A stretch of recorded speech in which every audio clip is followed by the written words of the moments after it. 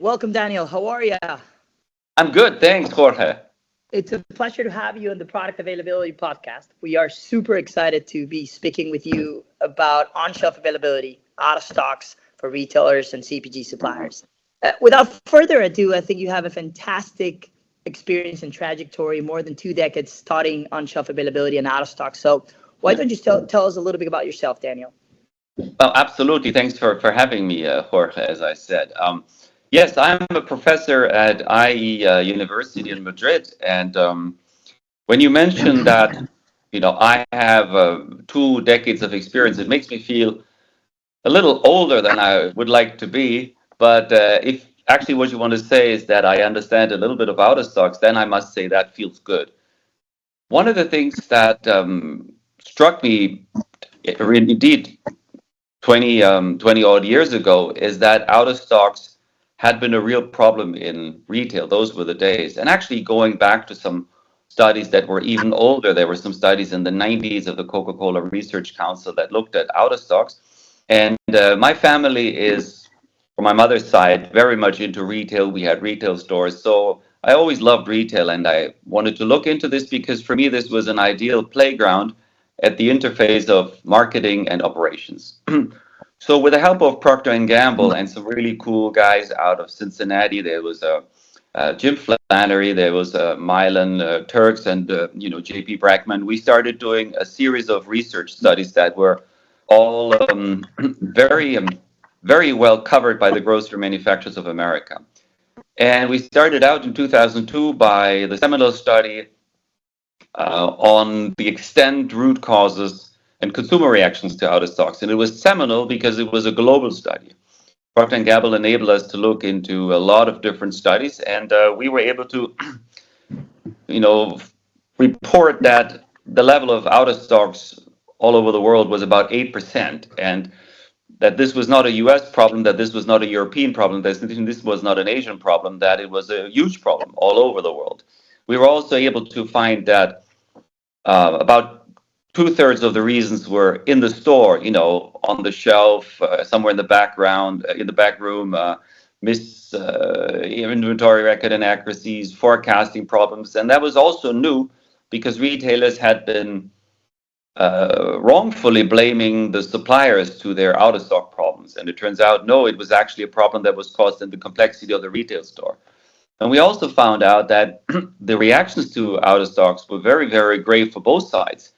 We all know what can you do. You can switch brands, you can switch variant, you can switch size, or you can, switch stores, or you can postpone. And no matter how you twist and turn it, both things tend to hurt both. And so we were able to establish this as a joint problem. A couple of years later, we looked into mitigating ways of mitigating this, ways of solving this. That was a very popular study again by the grocery manufacturers. In 2018, with the advent of e-commerce, we looked into online out of stocks. And then 2022, we put all of these things together because we realized that these studies were not available anymore to everybody in the industry. And still people kept citing my work as an academic, and they kept looking for these studies. I got lots of people that wrote to me saying, like, where are these studies? And so we wrote this book, which we called Shelf Confidence, a practical guide to reducing out of stocks and improving product availability in retail. And that's how I guess your generation got the news. Absolutely, it's one of my favorite books. By the way, I think the depth of the measurement around on-shelf availability, the root causes, the impact it has on retailers and CPG brands or suppliers, we could call it, is humongous. And I think it has motivated folks like I to kind of start the company that I started 3.5 years ago. So yes, tell us a little bit about this 8% out of stock. Tell us a little bit more about what is it and why it's so important. And tell me about why retailers and CPGs should measure it. And where are we? Is there a standard of measuring on-shelf availability today in the industry? Is this only done by the top retailers and some of the top suppliers? Tell us a little bit more about your perspectives and experience here. Absolutely. Now, when we started this whole journey, there was one way of measuring this, and this was gap scans. scan the hole. So retailers would go once a day and just count the holes. And if they had 8 holes in the shelf on 100 products, that was 8%. And believe it or not, that's still a very, very good measurement if done right. Now, when you talk to the CEOs, and I talked to Terry Lee, I talked to from Tesco, I talked to Lee Scott, those were the days of Walmart, and they all said, well, this is obviously something you can game. When you count right after replenishment, your numbers look really good. When you count on Saturday afternoon, numbers look really bad. So few people count on Saturday afternoons, particularly when they are measured on the extent of on-shelf availability. So you have a problem that the measurement itself is very intuitive and everybody understands it, but you can game it the other way. What you can do is obviously once, let's say your target is whatever, not more than 5% out of stocks, then you start going down the aisle, and after 5 of 100 products, you're already at your 5%, you stop counting. So there's many ways how, retail staff who are under enormous pressure. I mean, the amount of pressure on retail staff, I don't think you and I can imagine this. They're getting bombarded with requests. They have tasks. They have always new people. People don't stay long. They don't get paid very well. They want to cut corners in order to make their ends meet. They may have another job. So, I mean, I have all my empathy with these guys. It just happens that the numbers are a little bit unreliable. But those were the days the 8% were a fantastic number to start with. And just one more word here. What does 8% mean, you said? Well, 8% means is that, if somebody's looking for whatever, 50 products, 4 won't be available, or 25 products, 2.5 will not be available. Now, when you take this number, which looks at first like, who cares? Some people would say, some retailer said, well, as long as it's a brand that's not missing, or one brand says, as long as the other brand's not missing, doesn't really matter. But from a consumer's perspective, what it means is that pretty much every time a consumer buys more than 20 or 30 products, there will be a service failure. That means she will not get what she wants. And imagine this happens every time she goes shopping, 50 times a year.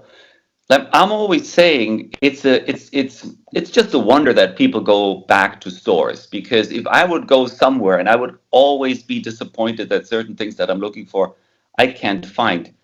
It takes a very patient person to continue to go back. Got it. That's a good point. And then from an 8% perspective, when we nail down towards kind of the P&L of retailers and CPG suppliers, do you have any numbers that you could provide of what does that impact in terms of P&L for them? Well, this is an interesting question. In terms of P&L, we have to, change a little bit the way we think about P&L, because the P&L starts with the top line. But it turns out that if you don't have the right availability, your top line is lower than it should be. So in other words, you lose sales. So in that sense, you don't see it on the P&L when you look at it, but you should know that your P&L could be better, because you're losing. And this is now where, depending on the seriousness of the studies, but it's fair to say 2% to potentially 3%. Some people go even higher, but on a conservative level, if a retailer with a 2% net margin would be able to increase their sales by 2%, that's massive. And I don't want to speak more than 2%, because that's already pretty hard, because improving this isn't that easy. So I'm not the kind of guy who comes up with overblown promises, And then I'd say if you can do this properly and you can increase your sales by 2%, most retailers would say, I love that. Spot on. And CPGs as well. Even the impact, I'll say to some extent, is larger for CPG brands, because if their product is not on the shelf, they'll switch to the other brand. So there's like a consumer awareness or impact it has as well, because you're losing the sales. Sometimes when the product is not on the shelf, maybe as a consumer, you switch to another brand, and then the retail doesn't lose the sale. But the fact that you're mentioning these numbers is humongous. That's very interesting. And then from an industry state today, or current state, So you still feel that an 8 to 10% is kind of the standard? And then how well are retailers and consumer goods companies measuring this today? Now, that's a fantastic question. I worked with the ECR Loss team. They have a working group on on-shelf availability that I chair with Colin Peacock, my old friend who's been on your podcast. I know Colin for the last 20 odd years. We're brothers in crime, working both on, the back door of retailers, trying to improve, and reduce losses. So we worked together and we created a survey, which, by the way, is currently also going to be reworked into an ECR report, and is also going to show up in an academic journal. So I'll be able to share that once it's published. But we did another survey with 55 retailers across the world. These were some mostly groceries, some non-groceries, some do-it-yourself. Total of about $1 trillion in sales value. So not just the small round the corner retailers. You have all the big names that are in there. And we asked them about 3 different areas. We asked them, what is your current rate of out of stocks? We asked them, what kind of signals are you using to measure out of stocks? And we asked them about whether there are other routines that they use in order to make sure that the shelves are full. Okay, so here's the 3 highlights on that. Hold your breath. So the first thing is on the measurement side. We asked them, you have probably different ways of measuring out of stock, but if you take the most important, the most popular, this one measurement that you communicate to the people in the stores, what is your average out of stock rate? Now, Jorge, what do you think they said? I don't know. Well, neither did we, but they actually said 8%. They say, oh, interesting. Now, why is that shocking? So now there's a couple of ways of thinking about that. You could say like, oh, thank God, it didn't get worse. But you could also say, wow, it didn't improve. Although for the last decade, people have been trying to put in millions and billions into new shelf technologies, improving AI, improving predictive analytics, improving cameras, and putting all of these things in place, and it hasn't changed. And yes, when you look at this as an average, it turns out it hasn't changed. So that's sort of the first message, which in a sense gave me good hope that I got some work for the next 20 odd years. Actually, not just me, you as well, Jorge. I love it. That's awesome. But that's an interesting point that it hasn't changed, but I'm assuming there's a rationale behind it. So yes, keep going. It's actually an interesting one. On the reasons why, we can only speculate. Now, on the causes of this, I believe that something that is very typical in retail is that the moment you get some efficiencies, you at the same time complexity as well. So what I want to say with this, probably in a pure retail environment, pure offline environments, it's easier to get some improvements, but as soon as you add in an omni-channel environment, it gets complicated. There's also the limited amount of things that a retail workforce can absorb. And if you just throw too much stuff at them, they will not be able to absorb all of that. So I think there is something that is called the Jevons paradox, which means that efficiencies that you introduce very quickly get washed away by new complexities that you introduce later on. But again, that's what it is. Again, in this, if you think it like that, thank God it's not worse. Now, when you look at the technologies, we identified at least 5 different technologies. One technology, and we are very generous with the word technology. What I mean with these are signals or technologies to, identify out of stocks. One is the classic gap scans. The other one are inventory records. The third one are predictive analytics, predicting out of stocks, out of POS data. Yep. The fourth one would then be mobile cameras, pickers, in-store pickers, and the fifth one would be, mobile or fixed cameras. Now, what we found is like everybody's using gap scans, makes total sense. Inventory records is also very, very, very popular, but without going into the details, there's enough evidence, including our own research, that shows inventory records are always inaccurate or very often inaccurate. And therefore, you have to be very careful in presuming that what your inventory records, your perpetual inventory records say out of stocks are is actually what it is. But it's a cheap way of measuring this, so people are using this. The third one are the predictive analytics. That seems to be getting some traction, and it seems to be working really well for the fast movers, not so well for slow movers, and not so well in specific in apparel or other the fresh produce aisle, whatever that is. So then you have the in-store pickers, which are also very cool because these people tell you in real time throughout the whole day whether something is wrong or not. But then again, they look at a smaller assortment because not everything that's in a store, presuming we talk in-store picking, is actually part and parcel of the in-store, in the online order in-store pick. And then the third thing where we had few observations out of those 55 retailers, we had only about 10 or 12 that used cameras. By the way, we had about 4 or 5 that had used them and had already ripped them out again because they thought they didn't give them the ROI. So overall, and now coming back to your story, we can now play around with 5 or 6 different ways of measuring out of stocks, and they all have their pros and cons. And I can only urge retailers, brands, to use, let's say, at least 2 or 3 of them in order to triangulate whether these numbers converge to a number that you can now trust. So that's spot on, right? The way we have seen it, and again, I really don't want to direct this, but I think it has to be a combination of 3 or 4, right? I think we're getting more inputs. I think you said it, right? In-store picking, shelf cameras.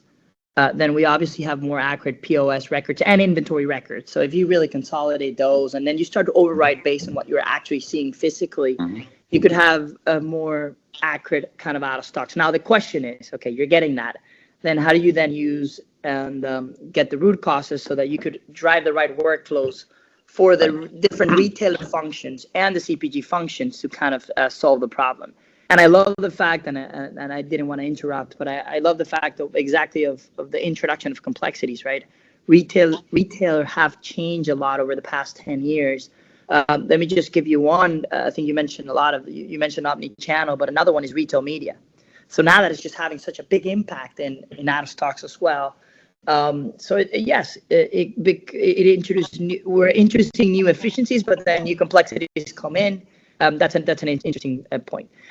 I know you have three insights, and I know you mentioned. I think you mentioned the first one, which was 8%. I don't know if you missed any of the other 2. I just want to make sure that I keep them in my mind. I want to just say something. The problem is obviously if you look at all these different signals, if you have all of these things, if you have all these technologies in the retail store, it actually becomes quite expensive and quite complex to manage.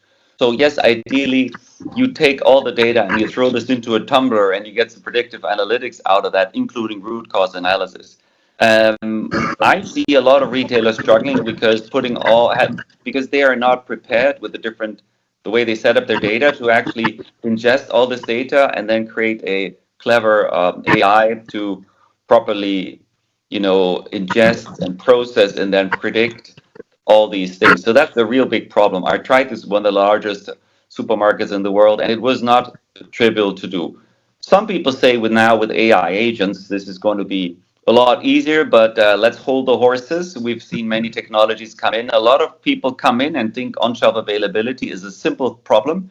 They look at you and say like, boy, you must be really simple people that you haven't solved it. And then a year later, they walk away completely frustrated. I've seen that happen over the last 2 decades. So now the third point.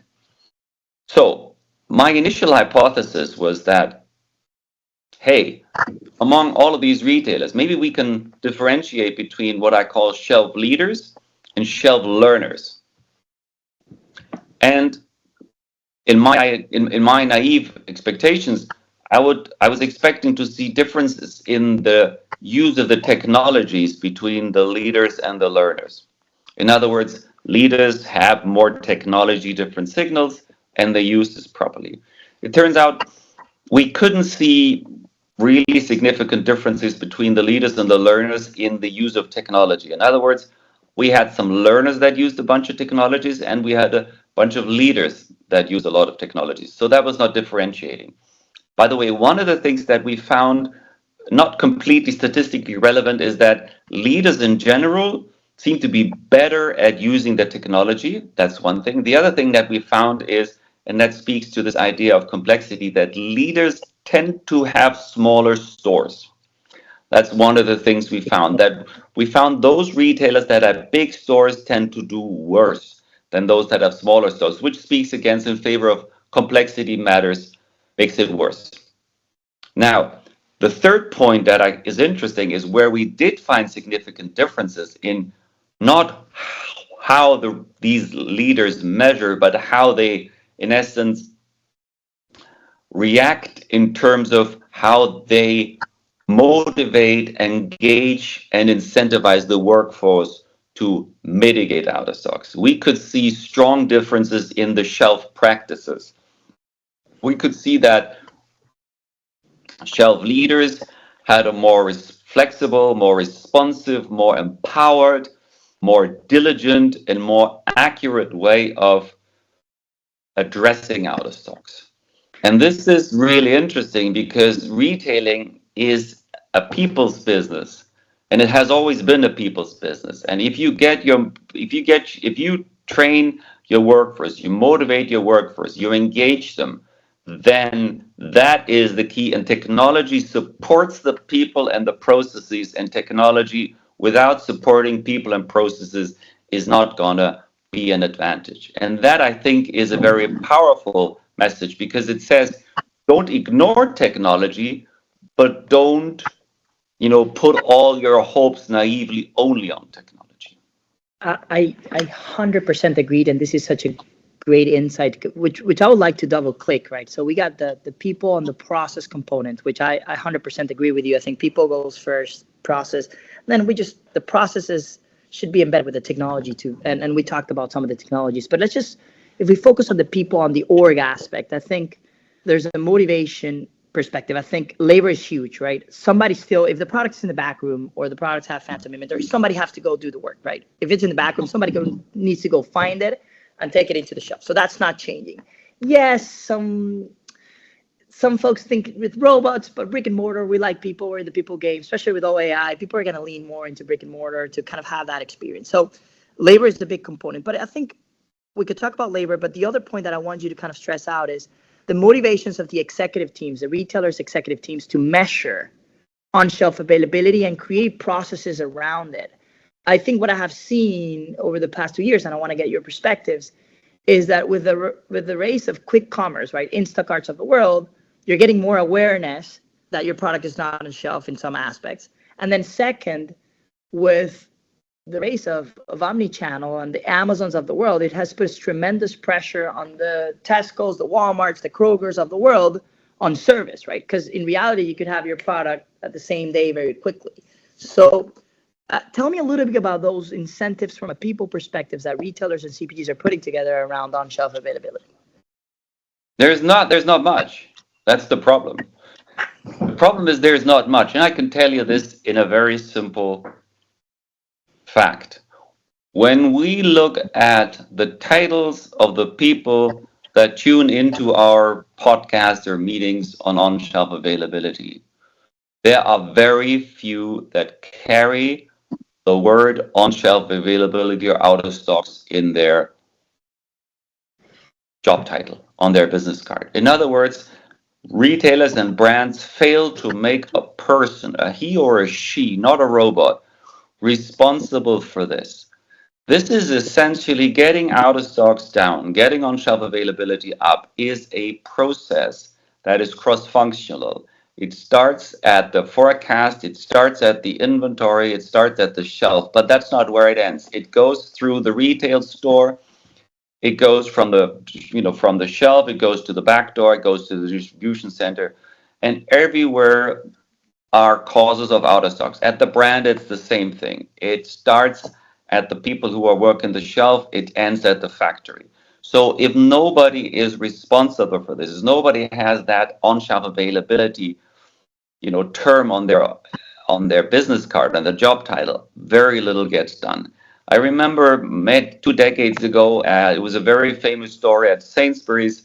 There was a problem that they had an on-shelf availability problem. The supply chain guys' responsibility stopped at the back door, and the store's responsibility started at the back door to the front. And because they didn't communicate, it didn't work. What the CEO, those were the days, Justin King, he did, he made both the chief supply chain officer and the chief store officer both responsible for on-shelf availability. So in other words, we don't necessarily have at the top, you don't need complicated incentive schemes, but you have to make somebody in charge of it. At our group, we have about 5 or 6 people out of 50 or 100 that actually have the term on-shelf availability or availability in their title. No wonder nobody's responsible for. Now, on the level below, that's probably you need some change, you need some transformation agents, you have to make them aware of the importance, you have to. Some people in our group said we should call them out for accuracy rather than inventory. So there's other ways on that, but I think on the leadership is you have to make people accountable for that. I saw a few retailers that have real good national teams, regional teams, they have change agents, but they are all working towards that goal of in stocks or out of stocks, and somebody has that title. That's spot on. That's such a good point. And I think one of the biggest tools, I'll say that, or levers that the retailers have is they have fantastic consumer goods partners or CPG partners willing to put labor to go ensure the product is there, willing to establish processes to improve forecast, obviously in an efficient way. We don't want to create more work or processes around it. But I think, yes, it needs to start from the retailer leaders and having those availability roles, just measuring on-shelf availability and being held accountable for that on-shelf availability. And it should also be a metric that the retailer should enforce towards each of their CPG partners so that they can solve it together. If you have to recommend 1 or 2 steps that we should, as obviously on-shelf availability practitioners, we should be helping or driving from an industry perspective, what it will be. Daniel, can you just give us your insights before we finish the podcast? So start by making one person in charge or one team in charge of the cross-functional process of on-shelf availability. Second, measure. Allow different measurements, triangulate them. Be aware of the ROI though. Don't invest into too fancy stuff. Sometimes the not so fancy stuff works as well because a technology cannot replenish. For every technology that you have to put in, you could also put in more people fixing the problem.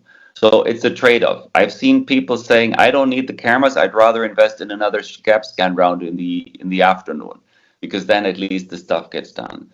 So technology is important, but it has to find its place. Technologies have pros and cons. On the people side, yes, you have to make sure that the people are accurate and empowered and engaged. And this requires more than words. This requires a structure with people that train. People have to be aware of what is good practice and what is bad practice. But here is the good news, Jorge. We haven't seen just average retailers. We have seen very, very good retailers. We have seen retailers with 97% on-shelf availability. So it is possible. And that should give us all hope.